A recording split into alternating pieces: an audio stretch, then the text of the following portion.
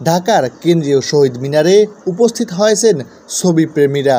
তাদের তোলা শখের ছবি নিয়ে। এর উদ্দেশ্য ছবিগুলো বিক্রি করা। তাদের মধ্যে একজন ফ্রিল্যান্সারের সাথে আমাদের কথা হয়। তিনি জানান, তার তোলা শখের ছবি বিক্রি করে যে পরিমাণ অর্থ আসবে, সমপরিমাণ অর্থ ব্যয় করবেন বন্যা কবলিত মানুষের জন্য। আমি আসলে একজন ফ্রিল্যান্স ফটোগ্রাফার।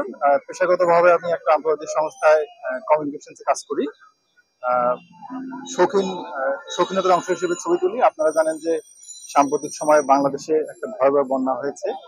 সেখানে অনেক জানমালের ক্ষতি হয়েছে, মানুষ অনেক বিপদগ্রস্ত, তাদের খাদ্য দরকার, বস্ত্র দরকার।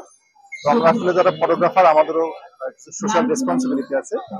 তারই অংশ হিসেবে আমরা এখানে বেশ কিছু ফটোগ্রাফার বাংলাদেশ ফটোগ্রাফি সোসাইটির ব্যানারে একত্রিত হয়েছি।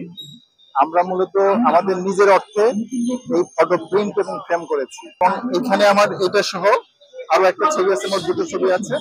আমি ঘোষণা দিয়েছি আমার এই ছবি যেটা আমার বিক্রি হবে তার ঠিক সমপরিমাণ অর্থ আমি ব্যক্তিগতভাবে বন্যার্থদের সহযোগিতা দান করবো। সেগুলো ছবি বা ভিডিও কোথাও দিয়ে আরো হয়তো মানুষ আসবে, কিনবে এবং সেটা বন্যার্থদের জন্য কাজে আর কি লাগবে। এতগুলো ছবির মধ্যে একটি ছবি ক্রয় করেন একজন ক্রেতা।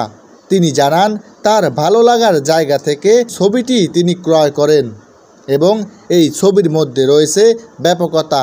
তো এখানে ছবিতে কিন্তু আমরা দেখতে পাচ্ছি যে এটা একটা ইকোসিস্টেমে আমাদের যে শীতের পাখি এটা আছে। তারপরে আমাদের একটা চর দেখতে পাচ্ছি, চর এলাকায় এসে আমাদের হয়তো শীতকালীন সময়ের আশ্রয় নিয়েছে। ওদের জন্য এটা মনে হয়েছে এই ইকোসিস্টেমটা তাদের জন্য সুইটেবল এক নম্বর। এবং কিছু পাখি বন্ধভাবে উড়ে বেড়াচ্ছে, বিভিন্নভাবে বিচরণকে ইন্ডিকেট করছে। প্রত্যেকটি ছবি এক একটি অর্থবহ।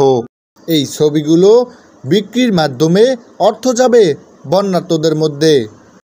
MH মাল্টিমিডিয়া, মেহেদী হাসান, ঢাকা।